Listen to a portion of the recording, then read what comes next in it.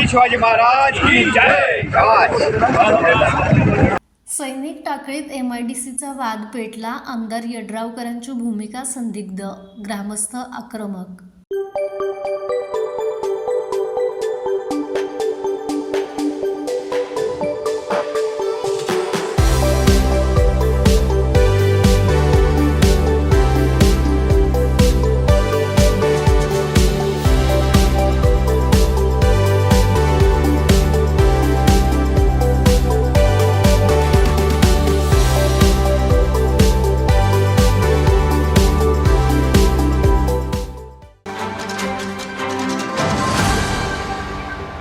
शिरूर तालुक्यातील ऐतिहासिक सैनिकी परंपरा लाभलेल्या सैनिक टाकळी गावातील MIDC विरोधात आंदोलन आता आणखी तीव्र झालंय।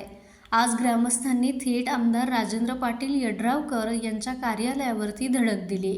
मात्र या भेटीनंतर आमदारांच्या भूमिकेवरती आंदोलकांनी तीव्र नाराजी व्यक्त केली आहे। गावाच्या परंपरेला साजेसा विकास व्हावा आणि प्रस्तावित MIDC रद्द व्हावी या मागणीसाठी गेल्या 15 दिवसांपासून ग्रामस्थांचा हा लढा सुरू आहे।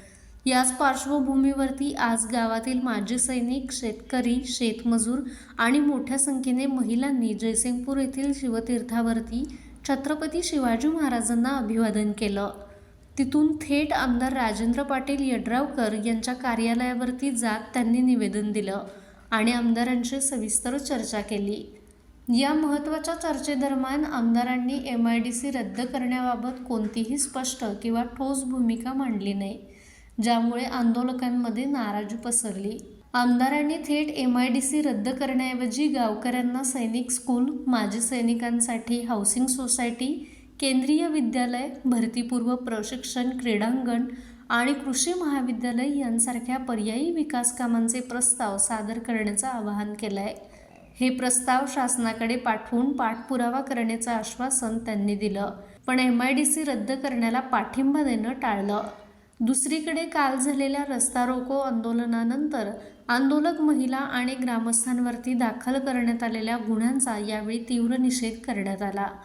या प्रकरणी पोलीस प्रशासन आणि लोकप्रतिनिधींवरती आंदोलकांनी कडक शब्दात टीका केली आहे।